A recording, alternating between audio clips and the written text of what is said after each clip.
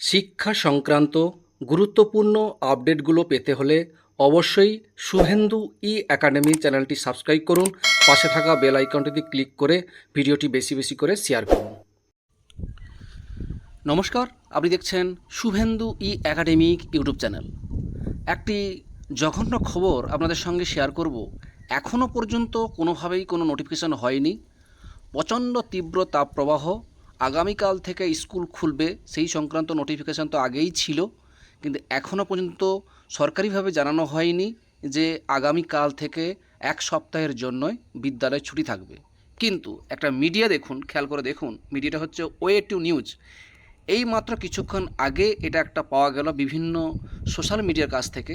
সেখানে কি বলেছে দেখুন, বাংলার সব স্কুলে ছুটি ঘোষণা করলেন মমতা। জানি না এটা কতটা সঠিক, তবুও আপনাদের সঙ্গে ভিডিওটি শেয়ার করছি।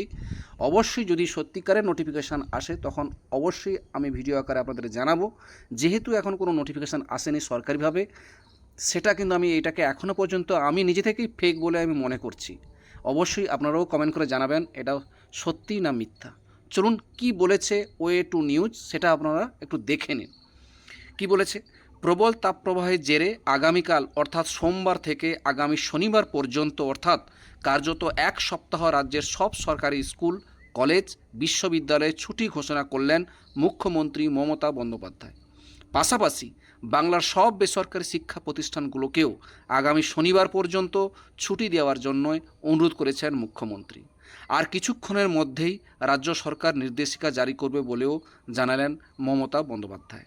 দেখতেই পাচ্ছেন এই ওয়ে টু নিউজ থেকে এই গুরুত্বপূর্ণ, এটা খুবই গুরুত্বপূর্ণ, কারণ প্রচণ্ড তীব্র তাপপ্রবাহ, এই পরিস্থিতিতে স্কুল খোলা হবে কি হবে না সেটা নিয়ে সরকারি কোনো নির্দেশিকা নেই, কিন্তু ওয়ে টু নিউজ এটা কিন্তু জানিয়ে দিয়েছে যে বাংলার সব স্কুল ছুটি ঘোষণা করলেন।